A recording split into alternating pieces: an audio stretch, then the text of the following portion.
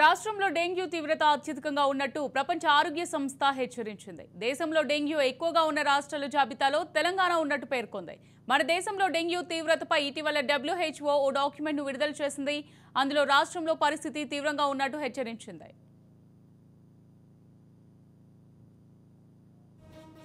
డెంగ్యూలోని 4 ప్రధాన వేరియంట్లన్నీ తెలంగాణలో కనిపిస్తున్నట్టు వెల్లడించింది. DENV1, DENV2, DENV3, DENV4 ప్రభావం ఎక్కువగా ఉన్నట్టు పేర్కొంది. కొన్నిసార్లు 2-3 వేరియంట్లు ఒకేసారి అటాక్ చేస్తున్నట్టు ఆందోళన వ్యక్తం చేసింది. ఫలితంగా మరణాల రేటు ఎక్కువగా నమోదయ్యే ప్రమాదం ఉంటుందని పేర్కొంది.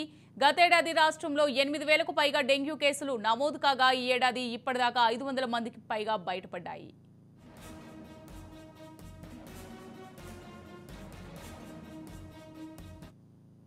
కొన్నేళ్లుగా రాష్ట్రంలో డెంగ్యూను ఎదుర్కొనేందుకు సమర్థవంతంగానే చర్యలు తీసుకుంటున్నా పరిస్థితి మాత్రం తీవ్రంగానే ఉందని WHO డాక్యుమెంట్లో పేర్కొంది. డెంగ్యూ దోమల నివారణకు చర్యలు తీసుకుంటున్నా సవాలు ఇంకా ఉన్నాయని తెలిపింది. ఇప్పటికీ చాలా చోట్ల కుంటలు, చెరువులు, డ్రైనేజీలు, నాలాల వంటి ప్రదేశాలు డెంగ్యూ దోమల వృద్ధికి కారణమవుతున్నట్టు పేర్కొంది. ఇక ఇదే అంశానికి సంబంధించి మరింత సమాచారం మా ప్రతినిధి తేజ అందిస్తారు. తేజ, అమూల్య, ప్రస్తుతం తెలంగాణ రాష్ట్ర పరిస్థితి చూస్తే మాత్రం అంటే డెంగ్యూ తీవ్రత అత్యధికంగా ఉన్నటువంటి రాష్ట్రాల్లో తెలంగాణ రాష్ట్రం ఉన్నట్లుగా కూడా ప్రపంచ ఆరోగ్య సంస్థ తెలిపినటువంటి పరిస్థితి ఉంది. ఎందుకంటే మొత్తంగా చూస్తే మాత్రం అంటే ఎప్పుడైనా కానీ డెంగ్యూలో 4 ప్రధాన వేరియంట్లు ఉంటాయి. తెలంగాణలో ఈ పరిస్థితి రోజు రోజుకి తీవ్రతరం అవుతుంది. ఇది ఎప్పటికప్పుడు చర్యలు తీసుకుంటున్నప్పటికీ, నివారణ చర్యలు తీసుకుంటున్నప్పటికీ కూడా ఇది అదుపులోకి రావటం లేదు అనేటువంటిది అయితే మాత్రం ఇటు వరల్డ్ హెల్త్ ఆర్గనైజేషన్ అయితే ఒక డాక్యుమెంటరీని కూడా విడుదల చేసినటువంటి పరిస్థితి కూడా ఉంది. ఇదే నేపథ్యంలో అంటే డెంగ్యూలో DENV1, DENV2, DENV3, DENV4 ప్రభావం ఎక్కువగా ఉంటుంది.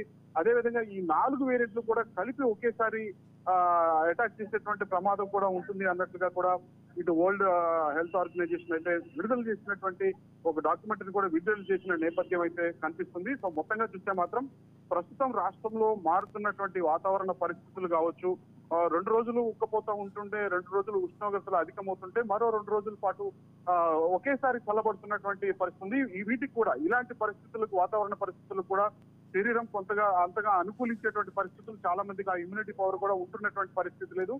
అదేవిధంగా చూస్తే మాత్రం ఈ దోమల బెడద అనేటువంటిది ఇంకా ఎక్కువ అవుతున్నటువంటి నేపథ్యం కనిపిస్తుంది. ఇప్పటికీ కొన్ని నాళాల్లో కావచ్చు, డ్రైనేజీల్లో కావచ్చు ఇంకా అపరిశుభ్రంగానే ఉండటం, అక్కడ దోమలు చేరటం, ఇవి ఈ డెంగ్యూ వ్యాధిని ఎక్కువ తీవ్రతరం చేసేటువంటి ఈ దోమలు ఎక్కువగా ప్రబలటం అనేటువంటిది జరుగుతూనే ఉన్నటువంటి పరిస్థితి కనిపిస్తుంది. ఇది ఖచ్చితంగా తెలంగాణకు ముప్పు తీసుకొస్తుంది అనేటువంటి స్థాయిలో కూడా వరల్డ్ హెల్త్ ఆర్గనైజేషన్ చెప్పినటువంటి నేపథ్యంలో అంటే కొన్ని సంవత్సరాలుగా కూడా ఈ విధమైనటువంటి పరిస్థితులు ఉన్నప్పటికీ కూడా అదుపులోకి రావటం లేదు అనేటువంటిది అయితే చాలా క్లియర్ గా చెప్తున్నటువంటి పరిస్థితి. సో మొత్తంగా చూస్తే మాత్రం వ్యక్తిగత పరిశుభ్రత పాటించడంతో పాటు మన పరిసరాల పరిశుభ్రతను కూడా పాటిస్తే తప్ప దీన్ని నివారించలేము అనేటువంటి స్థాయిలో ఇటు కొంత NGO సంఘాలు కూడా కొన్ని పని చేస్తున్నాయి అన్నట్లుగా కూడా మనం చెప్పొచ్చు.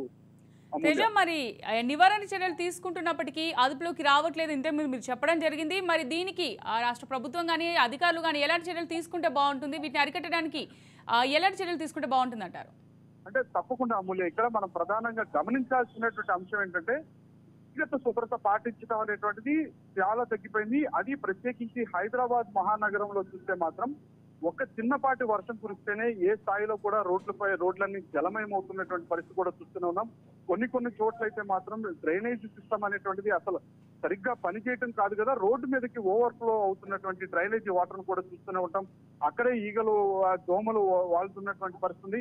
వీటి వల్ల, ఇలాంటి వ్యర్థాల వల్ల, అంటే వ్యర్థాలు అనేటువంటి సక్రమంగా ఫ్లో అయిపోతే మాత్రం అది ఇబ్బందికరమైనటువంటి పరిస్థితులు ఉండవు. కానీ ఫ్లో అవ్వకుండా అక్కడే జామ్ అయిపోవటం వల్ల ఇక్కడ పూర్తిగా దోమలన్నీ కూడా చాలా ఎక్కువగా తీవ్రతరం అవుతున్నాయి. అవి ప్రబలటంతో పాటు ఇటు మనం తినేటువంటి ఆహారం ద్వారా కావచ్చు, లేకపోతే దోమ కాటు వల్ల కావచ్చు, ప్రజలంతా కూడా చాలా ఎఫెక్ట్ గురవుతున్నారు. సడన్ గా ప్లేట్లెట్స్ అన్ని కూడా పడిపోతున్నటువంటి పరిస్థితి.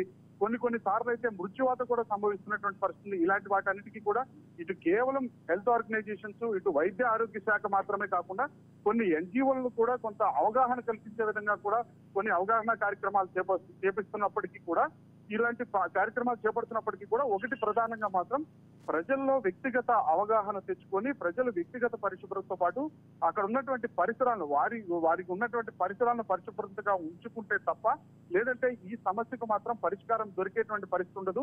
ఇంకా ఈ డెంగ్యూ ప్రభావం అనేటువంటిది తెలంగాణ రాష్ట్రంలో ఇప్పటికే అత్యధిక అవుతున్నటువంటి నేపథ్యంలో ఈ పరిస్థితి తీవ్రత అనేటువంటిది ఇంకా మరింత ఎక్కువ అయ్యేటువంటి అవకాశం ఉన్నట్లుగా కూడా ఇటు వైద్య ఆరోగ్య శాఖ చెప్తున్నట్లుగా కూడా మనం చూడాలి. Amulya. Right, thank you for the updates Teja.